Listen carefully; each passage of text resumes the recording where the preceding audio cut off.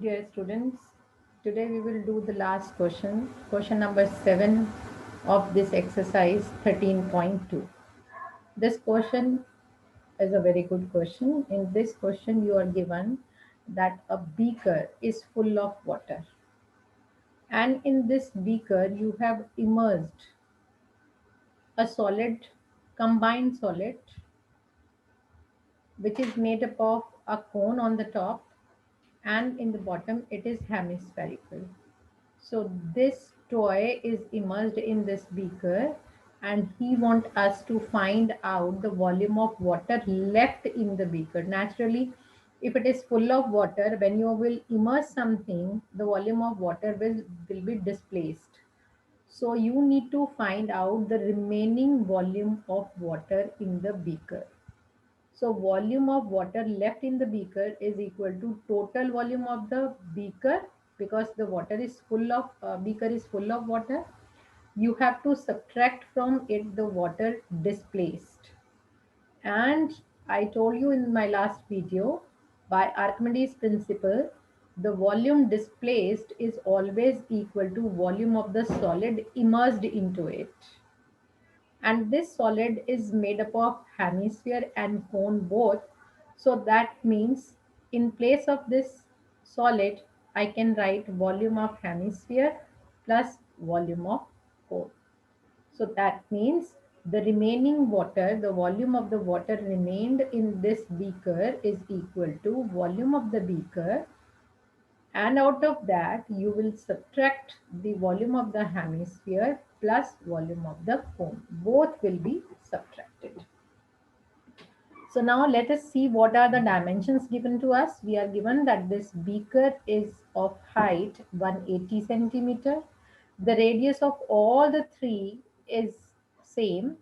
The radius of the beaker is 60 centimeter. The radius of the cone is 60 centimeter. The radius of the hemisphere is 60 centimeter, and the radius of the height of this conical portion is 120 centimeter, and height of this hemisphere is always equal to its radius, so this is 60 centimeter. It is not required, but this is extra knowledge you should have, that the height of the hemisphere is always equal to the radius. Now volume of the beaker is pi r square h. H is, I used capital because both the H are of different measurement. So here for the beaker I use capital H, and for the cone I have used small h. And volume of the hemisphere is 2 upon 3 pi r cube. Volume of cone is 1 upon 3 pi r square h. So let's see what we can take common. So from this bracket, I am able to take 1 upon 3 and pi r square common.